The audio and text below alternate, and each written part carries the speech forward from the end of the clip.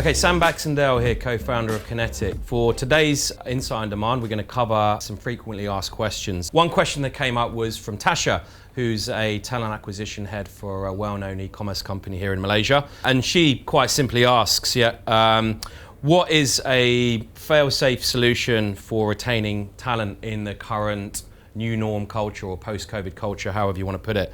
So quite a broad question. So I thought I'd attempt to answer that using 3 sections to answer. So first of all, I think showing your staff empathy. Empathy is really important.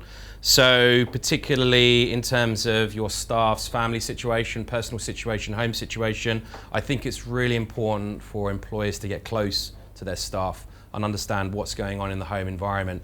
You know, if staff in the office space are separate from their families, so you've got their full attention. In the home environment, they might have a host of other obligations. You know, they might be doing video conference sessions with kids running around in the background.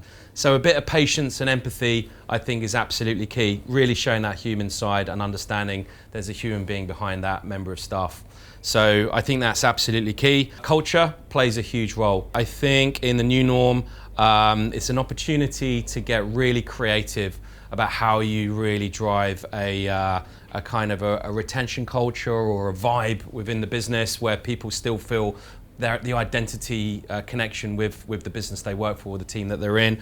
That can be rolled out in a number of ways. Obviously, we've got video conferencing technology to support that, but it could be as simple stuff like, you know, weekly get-togethers, weekly Macan sessions, games, events that can be run over video. I think that's really important. And I think it's so important for employers to get creative in terms of ideas to roll out with their teams to get everyone really engaged, so you don't lose that sort of team connection.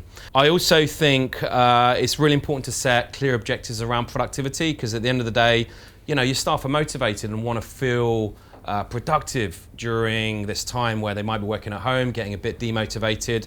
It's really up to the management to set clear parameters for productivity. What does good look like? What does a good output look like this week? So really define outcomes and set parameters for productivity to retain motivation levels within a team and give loads of praise to your team members for great output. So that's my advice for this week. Thank you.